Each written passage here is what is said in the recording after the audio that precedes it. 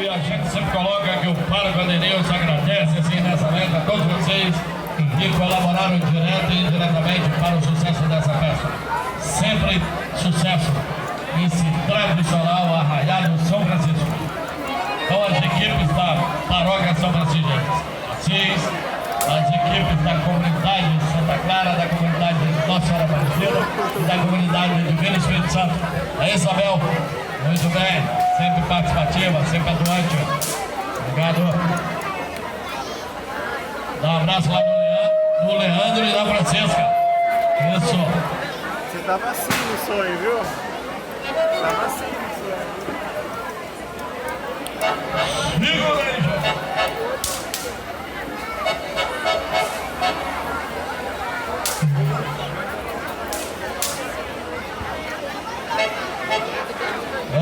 Luiz, tem esse negócio de ficar só namorando aí, não. Vamos trabalhar um pouco aí. Já deve ter trabalhado muito também, né? Pra se curtir um pouquinho agora também. Isso. Faz parte. E é feito de tinta acrílica, né? É, orgânica. Tudo muito orgânico, muito natureza. E não pode tocar, tá? Don't touch, it's art.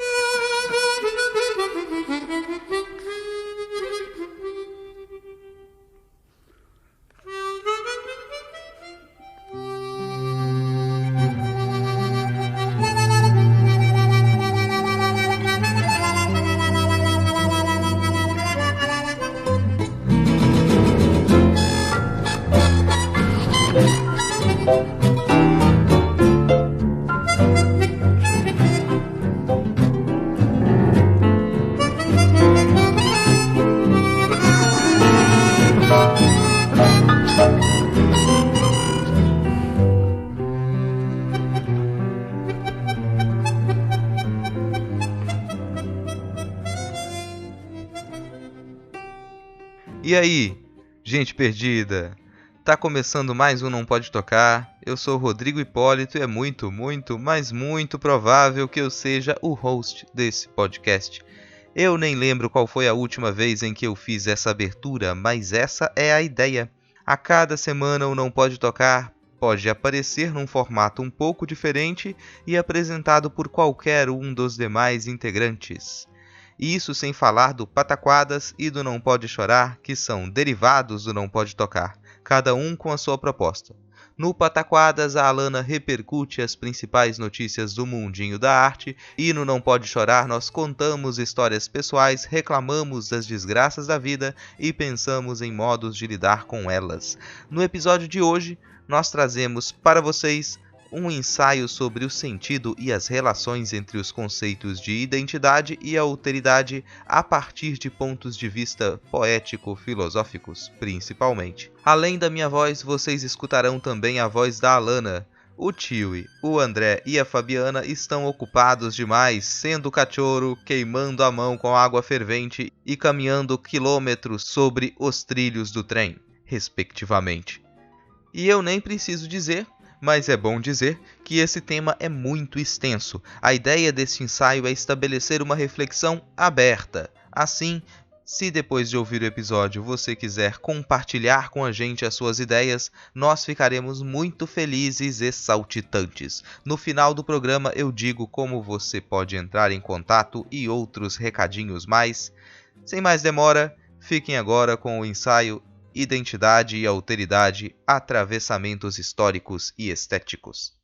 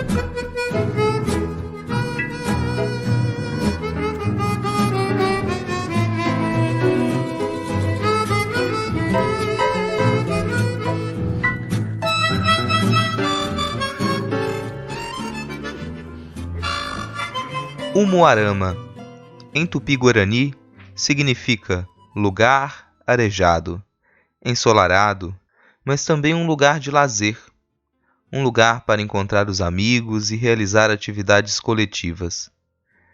Essa é a palavra que a artista goiana Salissa Rosa escolheu para guiar o seu projeto na edição de 2019 do Bolsa Pampulha. No terreno em anexo ao Museu da Pampulha, a artista propôs o cultivo coletivo de uma horta de mandioca. Essa é uma ideia simples, que não nos choca ou emociona.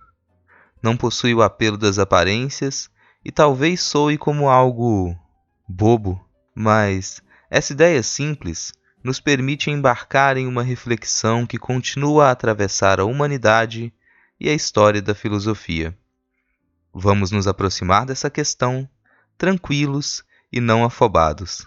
No texto de apresentação do seu projeto, a artista nos diz: entendo a mandioca como caminho artístico ancestral, como possibilidade de enraizar a cultura indígena na cidade.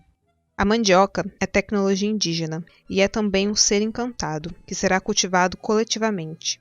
Mutirões de plantio e colheita. Os povos tradicionais se organizam, geralmente, em estruturas circulares e que permitem a participação de toda a comunidade nos processos, mulheres, crianças e homens, com um número ilimitado de participantes. Valorizado o trabalho em equipe fundamentado pelo princípio comunitário e que se desenvolve coletivamente. A horta de mandioca é, então, uma prática artística baseada na cosmovisão indígena, que permite a participação de qualquer pessoa interessada, sem fazer classificação ou exigir pré-requisito de ter algum tipo de conhecimento em relação à prática de plantio. Salissa Rosa escolheu a horta de mandioca para simbolizar as práticas do povo da mandioca, ou da maioria dos povos que habitam e habitaram as regiões do Brasil nos últimos milhares de anos. Mais do que um alimento, essa raiz esteve e está presente no interior de práticas culturais e na organização social de centenas de povos que compõem as populações originárias do Brasil.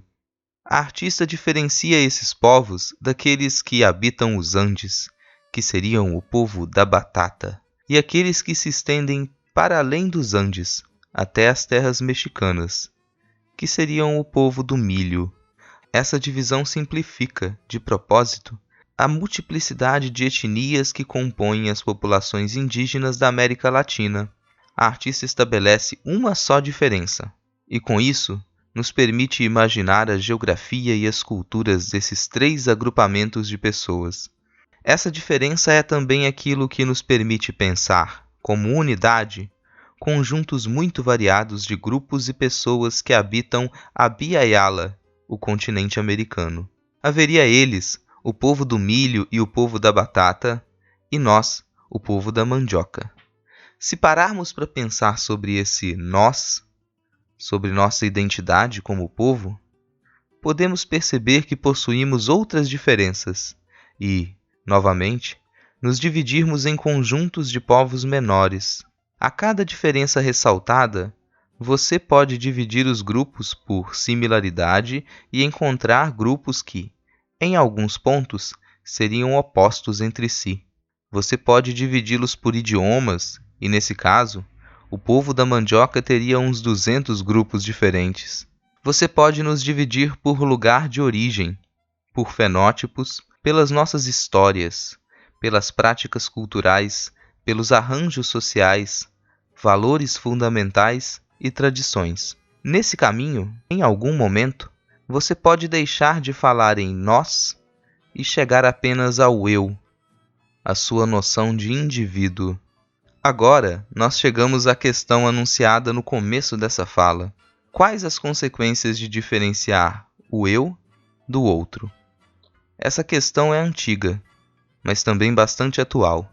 Na Odisseia, Ulisses navega com a tranquilidade da certeza do seu eu. Ulisses era o rei de Ítaca. Ele tinha uma definição e não havia por que pensar em ser outro. Com a artista Salissa Rosa, nós temos o contrário. Ela nasceu em Goiás, se mudou para o Rio de Janeiro, encontrou comunidades indígenas que haviam sido alocadas pelo governo em condomínios e casas padronizadas e chão de concreto. Sua odisseia a fez se questionar sobre sua identidade indígena, sobre a qual ela talvez ainda não houvesse pensado tanto. O que ela possuía que a fizesse se dizer indígena, em contraponto ao outro, o não indígena? As respostas para essa pergunta são muitas, da cor da pele às tradições familiares. Mas, neste momento, uma nos interessa mais. Ela poderia se identificar como indígena ao se perceber parte ativa de uma coletividade que a aceita. Isso pode parecer um pouco vago e talvez, para alguns filósofos clássicos, poderia nem mesmo fazer sentido. Eu digo isso porque, afinal, a humanidade é uma só. Todos os seres humanos têm direitos universais e garantias para manter a sua dignidade. Na teoria, é bem fácil fazer essa afirmação. Todos os seres humanos têm direitos iguais. Na prática, essa afirmação não se cumpre, embora seja real o desejo de que ela se cumpra. Isso se dá por diversas razões, e pelo menos uma delas é filosófica e bem velha. Se falamos em todos, é porque aceitamos a existência de muitos indivíduos, e, se falamos em todos os seres humanos, é porque pensamos em muitos indivíduos compreendidos como seres humanos. Nenhuma dessas duas ideias está muito bem definida no nosso cotidiano, indivíduo e humanidade. E talvez somente no século XVIII é que nós tenhamos chegado a algo similar ao que compreendemos, quase sempre sem questionarmos, como indivíduo e como humanidade. Ainda hoje nós discutimos e defendemos os direitos humanos, e embora sua presença seja constante no planejamento de políticas públicas, não podemos negar que uma parcela razoável da sociedade, em escala global, vive à margem desses direitos. Quando tentamos aplicar o sentido de direitos humanos universais ao nosso dia a dia, dificilmente não esbarramos em suas violações. Isso é tão comum que podemos nomeá-las e tentar, em vão, passar um dia inteiro sem que elas apareçam. Racismo, desigualdade econômica, miséria, xenofobia, exclusão, injustiça, violência, exploração, machismo, misoginia, preconceito religioso, escravidão. A imagem idílica que se tinha do século XXI não se concretizou. O ano é 2019 e nós vivemos uma nova ascensão fascista, perseguição de minorias representativas, crescimento de grupos anticientíficos, da miséria, o caos climático, a exploração desenfreada dos recursos naturais e o risco de ratificação de uma teocracia aqui, no Brasil. O Brasil deveria ser o país do futuro, um futuro cosmopolita, mas ainda não consegue conviver com o diferente. Estamos longe de superar essa dicotomia histórica. Identidade, alteridade. Quais os riscos de se colocar essas duas ideias como coisas contrárias? A oposição extremada entre eu e outro pode, ainda que a maioria das pessoas jamais se debruce com vontade sobre essa questão, levar à desumanização do outro como forma de manter a sua autoafirmação como ser humano. Se você é humano e o outro é tão diferente de você, isso pode dar margem para que esse outro não tenha os mesmos direitos nem seja tratado com a mesma dignidade. A depender dos seus desejos e da comunidade que lhe dá forças para se afirmar como ser humano, muitas coisas podem desumanizar o outro. A cor da pele, a religião, a orientação sexual, a identidade de gênero, a vestimenta, o idioma, o gosto musical, ou apenas o fato de ele ter roubado o seu celular. Negar ao outro a condição de humano pode diminuir o peso na consciência de quem está em condições de subjugar, escravizar, explorar, torturar e matar, como aconteceu durante a história e, tristemente, continua a acontecer em muitos contextos. Mas, quando pensamos em humanidade, a identidade, a alteridade, o eu e o outro seriam realmente opostos? De certa maneira, a defesa da dignidade, que é feita pela Declaração dos Direitos do Homem e do Cidadão, de 1789, provém do sentido de identidade humana, e essa se construiu, em grande medida, através de várias formas de negação e de exclusão do diferente. Pensemos, por exemplo, no sentido de civilização. O habitante da cidade, seguidor das normas, falante do idioma local, conhecedor e respeitador das tradições regionais, benquisto pela comunidade e distante de atritos sociais, é entendido como civilizado. Já aquele que está fora da cidade, que desconhece as normas da cidade, que fala outro idioma ou desconhece as normas do idioma culto, que não se importa com as tradições daquela comunidade, que gera conflito e mudança, seria o bárbaro. Essa palavra vem do grego e começou a ser usada como referência aos persas. Para os helênicos, aqueles outros falavam embolado, balbuciavam sons sem sentido, como a onomatopeia bar, bar, bar. A etnocentricidade grega excluía os povos ditos tagarelas de sua coletividade. Embora soe primitivo, a identidade coletiva jamais desapareceu e faz parte da identidade individual. A construção dessa última, em todo caso, é mais recente. Se muitos povos indígenas do território brasileiro e latino-americano constroem sua identidade coletiva pela participação na luta pela preservação de suas terras e línguas originárias, se muitos povos africanos compreendem a identidade através do sentido de Ubuntu, de ser com o outro, de que nada pode ser sozinho, os gregos antigos compreendiam a identidade humana, identidade coletiva, como usufruto da capacidade de refletir. Em certa medida, o sentido de identidade na Grécia Antiga surge em conjunto com a filosofia e com a valorização da razão. A própria vida se justificaria pela capacidade de refletir. Vamos nos ater ao caso grego e perceber suas consequências mais de 2000 anos depois.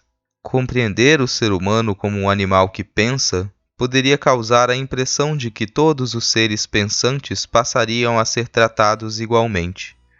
Não era esse o caso. Se a capacidade reflexiva definiria a identidade humana, apenas quem possuísse a liberdade para exercer socialmente a prática da reflexão seria compreendido como humano. Esse era o cidadão. Todos os outros não teriam os mesmos direitos à dignidade.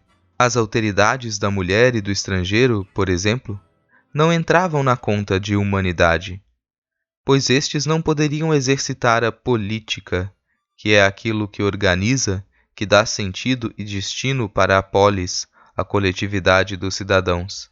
De muitas aventuras gregas para definir o ser humano, o que ficou foi a marca da dominação do pensamento metafísico, isto é, o indivíduo humano seria aquele que reflete, que pensa, e a experiência do pensar está para além da física.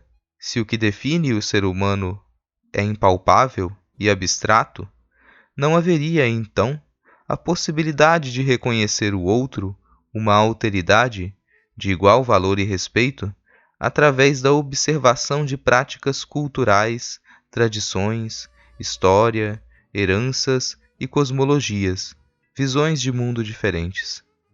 Esse outro parece ser sempre inumano. Vamos dar um salto temporal agora, pois precisamos adicionar um novo ingrediente à ideia de identidade dos gregos. Esse ingrediente é muito presente na nossa sociedade e dificilmente nós poderíamos compreender nosso contrato social, hoje, sem ele. Durante os quase 1000 anos de Idade Média, a construção da cristandade fez com que o ser humano se definisse não apenas como detentor da razão, mas também como filho de Deus. Nesse sentido cristão, todos seriam iguais, independente da sua condição social, econômica, cultural, de onde você nasceu e de para onde você vai, todos teriam direito à salvação. Em alguma medida, O direito à salvação passa a ser compreendido como o direito à dignidade humana. Nós poderíamos arriscar, então, que o antagonismo entre identidade e alteridade, o atrito entre eu e o outro, teria fim. Infelizmente, não. A realidade histórica se mostrou quase oposta a esse desejo, pois a sociedade é repleta de injustiças, desacordos, servidão, abuso do poder. Alguns seres humanos parecem ter mais direito à dignidade que outros. Mas como é possível, se somos todos iguais aos olhos de Deus? A resposta para essa pergunta pode ser constrangedoramente platônica. Não haveria certeza para os homens ou justiça no mundo temporal, carnal, pois esses são valores ideais, ainda que universais. Como valores ideais, eles somente poderiam existir com perfeição num mundo ideal, num mundo para além da natureza, num mundo sobrenatural. E esse mundo sobrenatural somente poderia ser alcançado pela salvação. Não vamos nos deter em todas as disputas teológicas que habitaram a Idade Média, não haveria tempo para isso. Por ora, basta sabermos que esse caminho para a salvação, esse caminho para um mundo ideal de igualdade, dignidade e justiça, deveria ser único, pois todos somos iguais aos olhos de Deus e da justiça. Esse caminho deveria ser católicos, que, em grego, significa universal. Logo percebemos que essa concepção de identidade humana criou novos e mais amplos conflitos com a alteridade. Todos aqueles que, por alguma razão, não seguissem esse caminho da salvação, estariam desviados da direção do ideal de dignidade e justiça. Eu usei o exemplo da cristandade, mas eu poderia ter usado o exemplo de qualquer outra das grandes religiões e, como veremos, das grandes ideologias. Quanto mais distante o outro estiver do caminho estipulado para se chegar ao ideal de igualdade, menos humano ele irá parecer. Notem que não parece haver a possibilidade de aceitar o outro, mas apenas de reconhecê-lo como diferente e, por ser diferente, oposto aos ideais do eu. Quanto mais distante daquela racionalidade política, daquela concepção de cidadão, daquelas prescrições corretas para uma alma espiritual, menos humano. Essa visão de identidade humana facilitou, justificou e foi providencial para as invasões europeias nas Américas e em África. Notem que a colonização e toda a destruição provocada pelas invasões europeias através do mundo aconteceram já durante a Era Moderna. O rapto de pessoas africanas e a escravidão nas Américas, que foi mais extensa e mais cruel do que qualquer tipo de escravidão já praticada, ocorreram e se expandiram durante o chamado Iluminismo. Havia, certamente, um esforço durante os séculos XVII e XVIII de se pensar estratégias para fugir do horror e da violência. Infelizmente, esses esforços pareciam seguir mais num sentido de organizar e catalogar o mundo do que das consequências do processo civilizatório etnocêntrico europeu. O projeto de modernidade do Iluminismo apontava para um futuro glorioso em que a razão científica, baseada no cálculo, no método e na técnica, e o esclarecimento dos problemas sociais estabeleceriam padrões éticos e políticos tão limpos e nítidos que seriam universais. Esclarecimento é a saída do homem da menoridade pela qual é o próprio culpado. Menoridade é a incapacidade de servir-se do próprio entendimento sem direção alheia. O homem é o próprio culpado por esta incapacidade, quando sua causa reside na falta, não de entendimento, mas de resolução e coragem de fazer uso dele sem a direção de outra pessoa. Ousa fazer uso de teu próprio entendimento? Eis o lema do esclarecimento. Inércia e covardia são as causas de que uma tão grande maioria dos homens, mesmo depois de a natureza há muito tê-los libertado de uma direção alheia, de bom grado permaneça toda a vida na menoridade, e porque seja tão fácil a outros apresentar-se como seus tutores. É tão cômodo ser menor. Possuo um livro que faz as vezes de meu entendimento, um guru espiritual que faz as vezes de minha consciência, um médico que decide por minha dieta, etc. Assim, não preciso ou mesmo despender nenhum esforço. Não preciso necessariamente pensar se posso apenas pagar. Outros se incumbirão por mim desta aborrecida ocupação, que, segundo a grande maioria dos homens, incluindo aí o inteiro belo sexo, o passo rumo à maioridade, já em si custoso, também seja considerado muito perigoso. Para isso, ocupam-se cada um dos tutores, que de bom grado tomaram para si a direção sobre eles. Após terem emburrecido seu gado doméstico e cuidadosamente impedido que essas dóceis criaturas pudessem dar um único passo fora do andador, mostraram-lhes em seguida o perigo que paira sobre elas, caso procurem andar por conta própria e risco. Ora, este perigo nem é tão grande, pois através de algumas quedas finalmente aprenderiam a andar. Mas um exemplo assim dá medo e geralmente intimida contra toda nova tentativa. Immanuel Kant, Resposta à Questão: O que é esclarecimento? 30 de setembro de 1784. Agora, nós já falamos em indivíduo e em esforço individual. Somente através do empenho individual o ser humano conseguiria atingir a iluminação ética, moral e política. Embora, para o próprio Kant, o esclarecimento seja um direito inalienável do ser humano e a liberdade de pensamento seja a base para a dignidade. De um lado, o entendimento de identidade individual, e do outro, o entendimento de direito humano. É nesse clima que se constrói a Declaração dos Direitos do Homem e do Cidadão, de 1789. Declaração dos Direitos do Homem e do Cidadão, de 1789.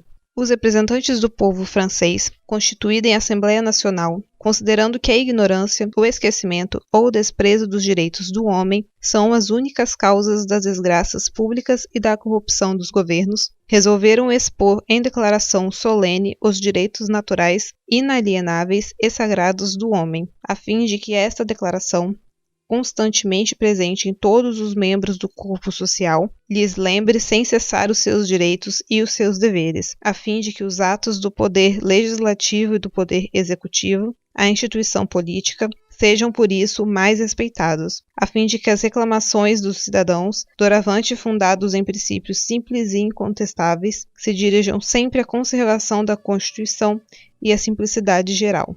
Por consequência, a Assembleia Nacional reconhece e declara, na presença e sob os auspícios do Ser Supremo, os seguintes direitos do homem e do cidadão. Artigo 1º. Os homens nascem e são livres e iguais em direitos. As distinções sociais só podem fundar-se na utilidade comum. Artigo 2º. O fim de toda associação política é a conservação dos direitos naturais e imprescindíveis do homem. Esses direitos são a liberdade, a propriedade, a segurança e a resistência à opressão. Artigo 3º. O princípio de toda soberania reside essencialmente em a nação. Nenhuma corporação, nenhum indivíduo pode exercer autoridade que aquela não emane expressamente.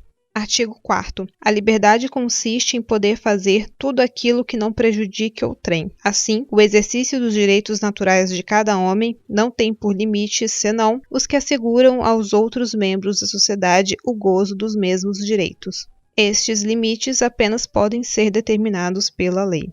Artigo 5º. A lei não proíbe senão as ações prejudiciais à sociedade. Tudo aquilo que não pode ser impedido e ninguém pode ser constrangido a fazer o que ela não ordene. Artigo 7º. Ninguém pode ser acusado, preso ou detido senão nos casos determinados pela lei e de acordo com as formas por esta prescritas. Os que solicitam, expedem, executam ou mandam executar ordens arbitrárias devem ser castigados, mas qualquer cidadão convocado ou detido em virtude da lei deve obedecer imediatamente, senão torna-se culpado de resistência. Artigo 9º. Todo acusado se presume inocente até ser declarado culpado e, se julgar indispensável prendê-lo, todo rigor não necessário à guarda da sua pessoa deverá ser severamente reprimido pela lei. Artigo 10º. Ninguém pode ser inquietado pelas suas opiniões, incluindo opiniões religiosas, contando que a manifestação delas não perturbe a ordem pública estabelecida pela lei. Artigo 11º. A livre comunicação dos pensamentos e das opiniões é um dos mais preciosos direitos do homem. Todo cidadão pode, portanto, falar, escrever, imprimir livremente, respondendo, todavia, pelos abusos desta liberdade nos termos previstos na lei. Certo, essa declaração não estava voltada para toda a humanidade. O indígena continuava a ser considerado um semi-humano, o negro retinto um monstro sem alma e a mulher uma escrava condenada pelo pecado original. Nessa declaração, os direitos universais dizem respeito ao universo europeu, o qual inclui propriedade, cidadania, circulação de ideias escritas e manutenção da ordem pública, ou seja, manutenção dos preconceitos e hierarquizações que estruturavam aquela sociedade. Essa concepção de humanidade aponta para o homem hétero, branco, cristão, detentor de bens materiais e financeiros e de cultura erudita. Outros atributos que, hoje, parecem ser parte inegável da identidade, como etnia, gênero e tradição cultural, estão bem distantes. Esse sentido de direitos humanos parece servir muito bem à dominação dos povos colonizados e evitar o questionamento sobre sua dignidade. Se pensarmos juntos com o argentino Henrique Dussel e compreendermos o projeto moderno europeu como um projeto de dominação universal, podemos nos aproximar da complexidade desse entendimento de outro. Descobrir, então, é constatar a existência de terras continentais habitadas por humanos a oeste do Atlântico, até então totalmente desconhecidas do europeu, o que exige abrir o horizonte ontológico de compreensão do mundo da vida cotidiana europeu, rumo a uma nova compreensão da história como acontecimento mundial planetário. Isto é concluído em 1520, quando Sebastião Elcano, sobrevivente da expedição de Fernando de Magalhães, chega a Sevilha, tendo descoberto o Estreito de Magalhães, percorrido o Oceano Pacífico e o Índico e circunnavegado a Terra pela primeira vez. Agora o círculo se fechava. A Terra tinha sido descoberta como lugar da história mundial. Pela primeira vez, aparece uma quarta parte, América, que se separa da quarta península asiática, onde uma Europa que se auto-interpreta, também pela primeira vez, como centro do acontecer humano em geral. E por isso, desenvolve seu horizonte particular como horizonte universal, a cultura ocidental. O ego moderno desapareceu em sua confrontação com o não-ego. Os habitantes das novas terras descobertas não aparecem como outros, mas como si mesmo a ser conquistado, colonizado, modernizado, civilizado como matéria do ego moderno. E foi assim que os europeus se transformaram nos missionários da civilização em todo o mundo, especialmente com os povos bárbaros. O encobrimento do outro, a origem do mito da modernidade. Página 35 a 36. No contato com um indígena americano, por exemplo, o invasor europeu reconhece o outro como diferente do eu. Mas esse reconhecimento se dá de um modo mais sutil. O indígena é o outro, mas será compreendido a partir dos princípios que o europeu impõe a si mesmo. Pelos parâmetros do europeu, o indígena é como se fosse um igual, porém inferior, pois não civilizado. Esse indígena deveria, então, passar por um processo de civilização para atingir o estado pleno de humanidade do europeu.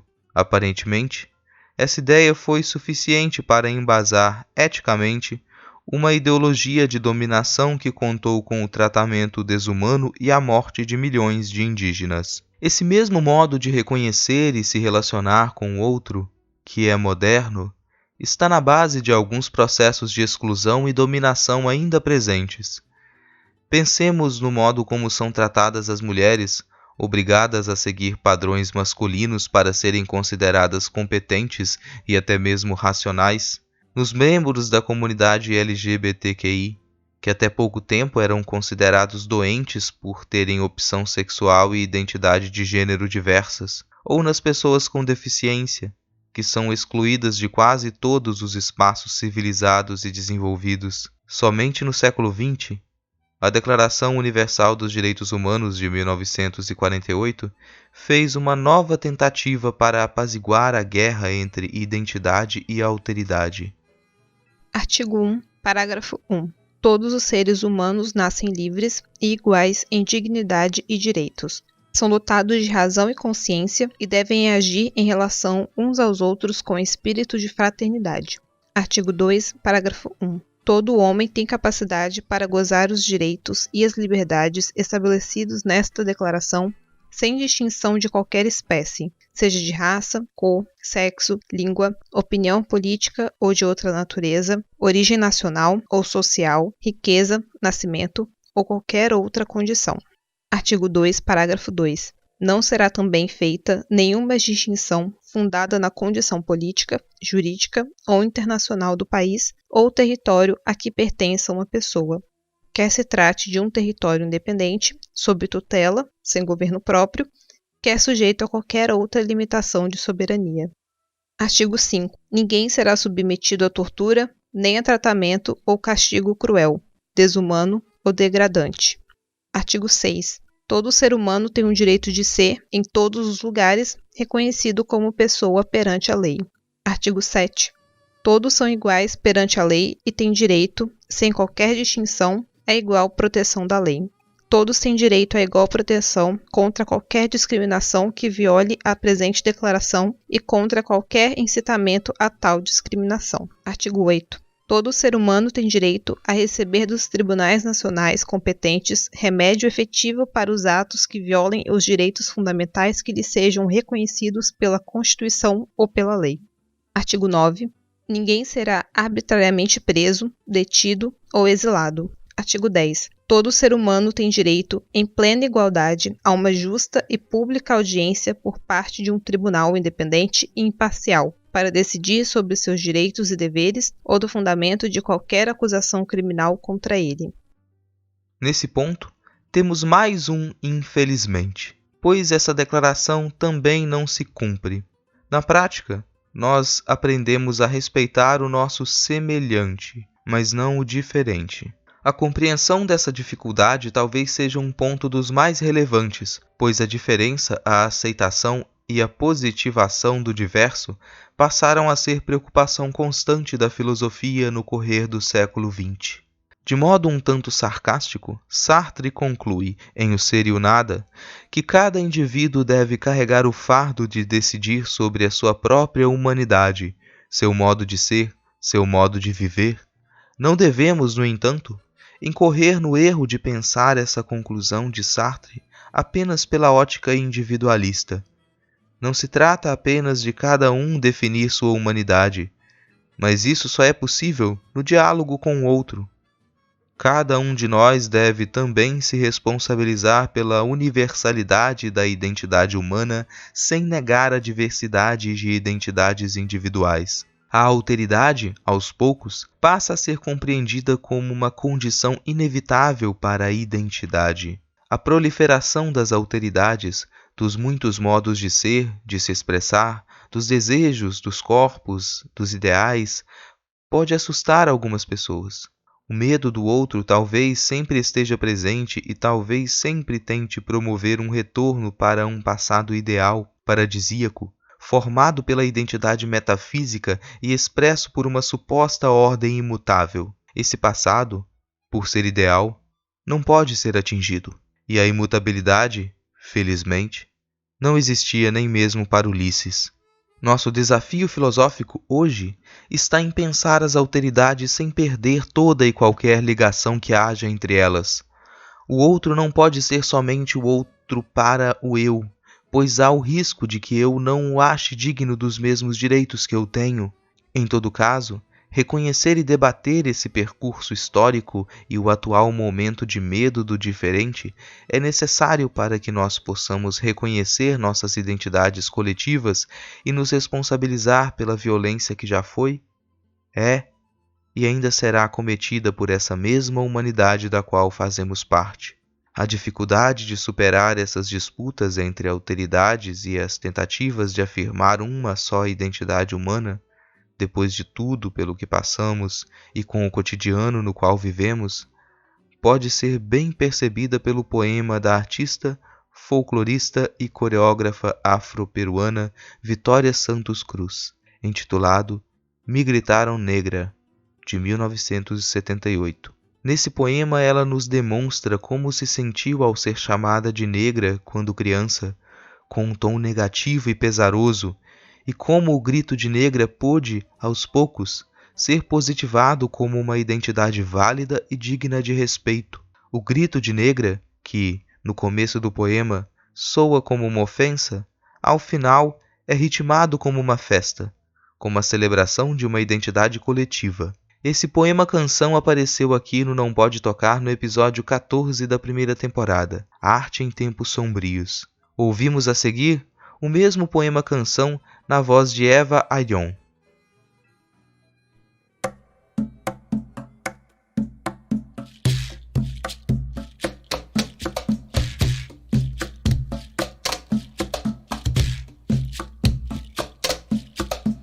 Tenía 7 años apenas. Apenas 7 años. ¿Qué 7 años? No llegaba a 5 siquiera.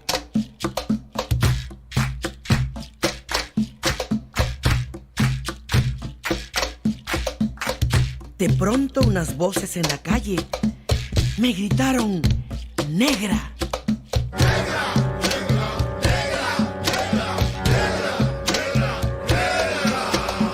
¿Soy acaso negra?, le dije. ¡Sí! ¿Qué cosa es ser negra? ¡Negra! Yo no sabía la triste verdad que aquello escondía. ¡Negra! Y me sentí negra, ¡Negra! como ellos decían. ¡Negra! Y retrocedí, ¡Negra! como ellos querían. ¡Negra! Yo vi en mis cabellos y mis labios gruesos y vi apenada mi carne tostada y retrocedí. ¡Negra! Y retrocedí. ¡Negra! ¡Negra! ¡Negra! ¡Negra! ¡Negra! ¡Negra! ¡Negra! Y pasaba el tiempo y siempre amargada seguía llevando a mi espalda mi pesada carga. Y como pesaba.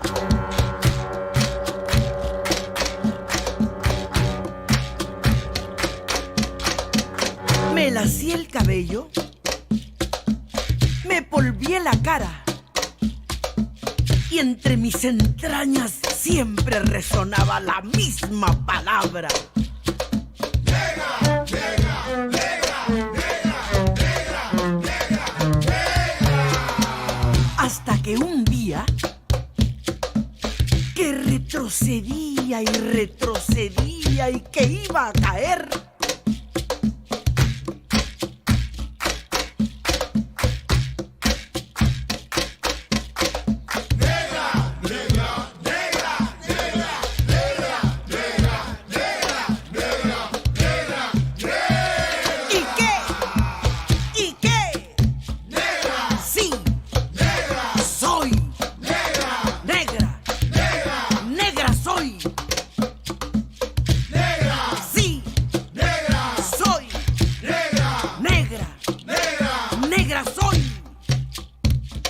hoy en adelante ¡No quiero! laciar mi cabello ¡No quiero! y voy a reírme de aquellos que por evitar, según ellos, que por evitarnos algún sinsabor, llaman a los negros gente de color. ¿Y de qué color? ¡Negro! ¡Y qué lindo suena! ¡Negro! ¿Y qué ritmo tiene?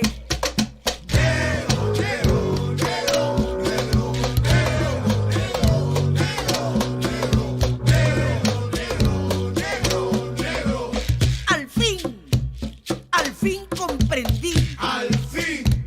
Ya no retrocedo ¡Al fin! y avanzo segura. ¡Al fin! Avanzo y espero. ¡Al fin! Y bendigo al cielo porque quiso Dios que negro azabache fuese mi color. Y ya comprendí. ¡Al fin! Ya tengo la llave. ¡Negra! ¡Negra! ¡Negra! ¡Negra! ¡Negra! ¡Negra! ¡Negra! ¡Negra! Negra soy.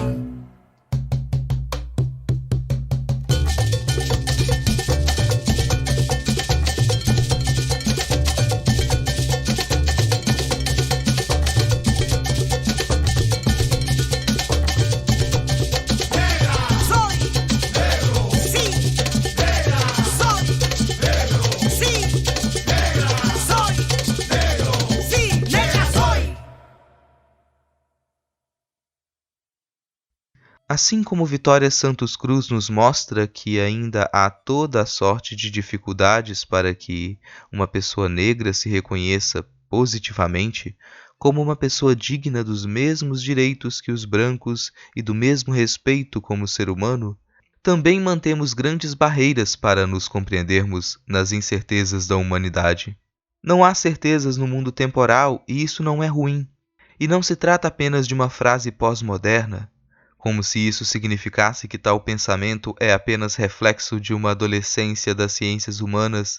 A aceitação da incerteza também nos coloca um destino e soterra outros.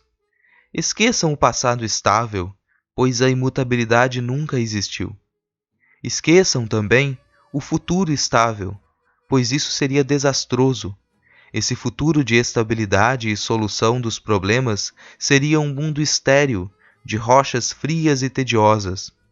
Em diálogo com o ritmo afirmativo do poema Canção, que acabamos de ouvir, podemos lembrar das primeiras frases da introdução de Pele Negra, Máscaras Brancas, de Frantz Fanon, na qual ele nos diz: A explosão não vai acontecer hoje. Ainda é muito cedo, ou tarde demais. Não venho armado de verdades decisivas. Minha consciência não é dotada de fulgurâncias essenciais. Entretanto, com toda a serenidade, penso que é bom que certas coisas sejam ditas. Essas coisas, vou dizê-las, não gritá-las, pois há muito tempo que o grito não faz mais parte da minha vida. Faz o tempo todo. Por que escrever esta obra? Ninguém a solicitou, e muito menos aqueles a quem ela se destina. E então, calmamente, respondo que há imbecis demais neste mundo. E já que o digo, vou tentar prová-lo. Em direção a um novo humanismo, a compreensão dos homens. Nossos irmãos de cor, creio em ti, homem. O preconceito de raça, compreender e amar. De todos os lados, sou assediado por dezenas e centenas de páginas que tentam impor-se a mim. Entretanto, uma só linha seria suficiente. Uma única resposta a dar, e o problema do negro seria destituído de sua importância. Que quer o homem? Que quer o homem negro? Mesmo expondo-me ao ressentimento de meus irmãos de cor, direi que o negro não é um homem. Há uma zona de não ser, uma região extraordinariamente estéril e árida, uma rampa essencialmente despojada, onde um autêntico ressurgimento pode acontecer. A maioria dos negros não desfruta do benefício de realizar esta descida aos verdadeiros infernos. O homem não é apenas possibilidade de recomeço, de negação. Se é verdade que a consciência é atividade transcendental, devemos saber também que essa transcendência é assolada pelo problema do amor e da compreensão. O homem é um sim vibrando com harmonias cósmicas. Desenraizado, disperso, confuso, condenado a ver se dissolverem, uma após as outras, as verdades que elaborou. É obrigado a deixar de projetar no mundo uma antinomia que lhe é inerente.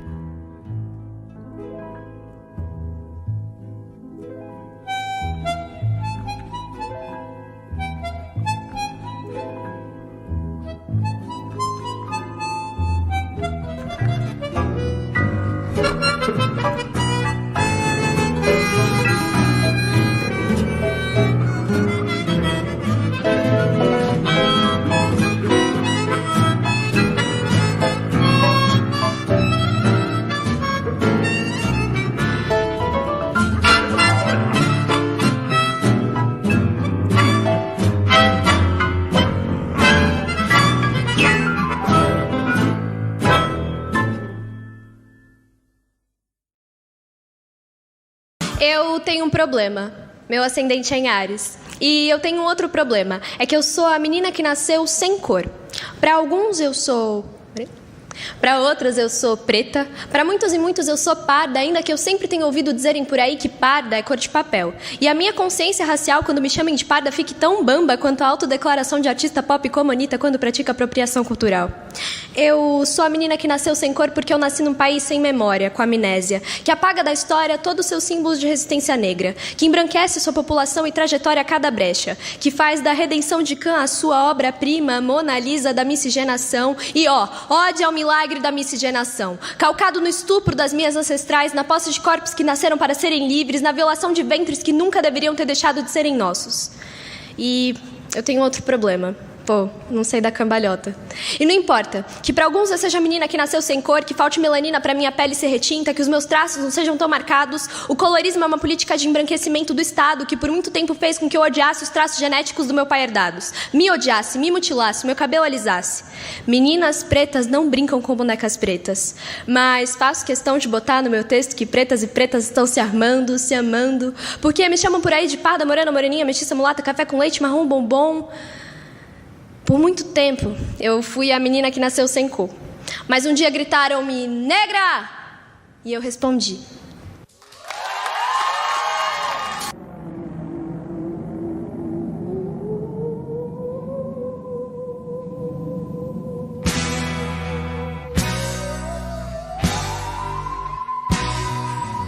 Isso tá virando uma cidade fantasma. Isso tá virando uma cidade fantasma. O vento assovia nas esquinas, arrastando seu orgulho, apagando-lhe o nome.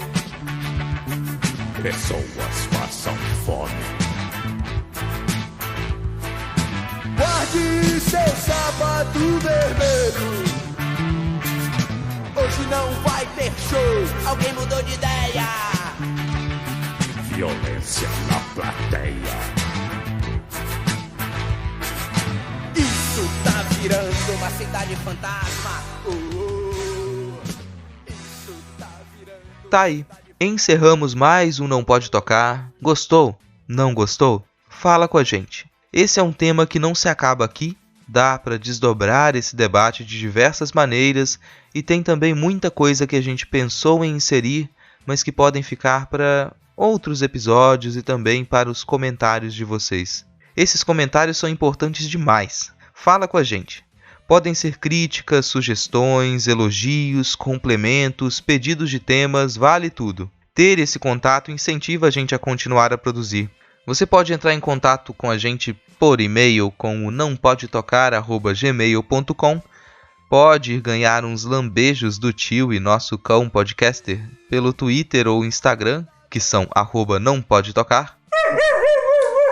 Isso mesmo, Titi. Lembrem-se de que o pod é com D mudo.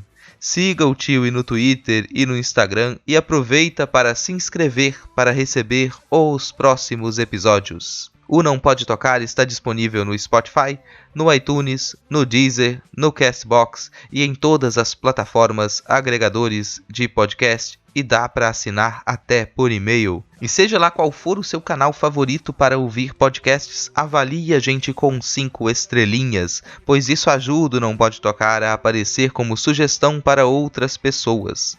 Todos os links das plataformas estão na descrição deste episódio. Agora, se você quiser ajudar ainda mais, compartilhe este episódio nos grupos de WhatsApp, Telegram, nas suas redes sociais. Como diz a Alana, espalhe a palavra do podcast. Compartilhar o episódio e sugerir nosso programa para novos ouvintes é uma baita ajuda. Mas você quer ajudar ainda mais? Então apoie a gente financeiramente pelo PicPay. No final da descrição do episódio você encontra o link para o nosso PicPay e pode colaborar com o valor de 5, tá ok? 5 golpinhos. Você nem faz ideia de como a gente vai ficar feliz se você puder nos dar essa ajuda. Fora isso, se você quiser acessar mais algumas das nossas produções, como contos, crônicas, artigos, fotos, vídeos, vídeo performances, ilustrações e por aí vai, acesse notamanuscrita.com. Por hoje é só. Se nada der muito errado, semana que vem a gente tá de volta. Valeu, falou! Casas estão fechadas. Um raio rasga o horizonte. Luzes de neon projetam sombras no muro. O céu está escuro. Isso tá virando uma cidade fantasma. Isso tá virando uma cidade fantasma.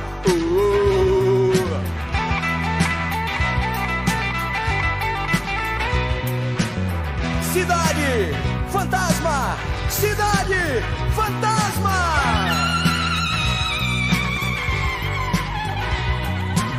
Isso tá virando uma cidade fantasma. Isso tá virando uma cidade fantasma. Isso tá virando uma cidade fantasma.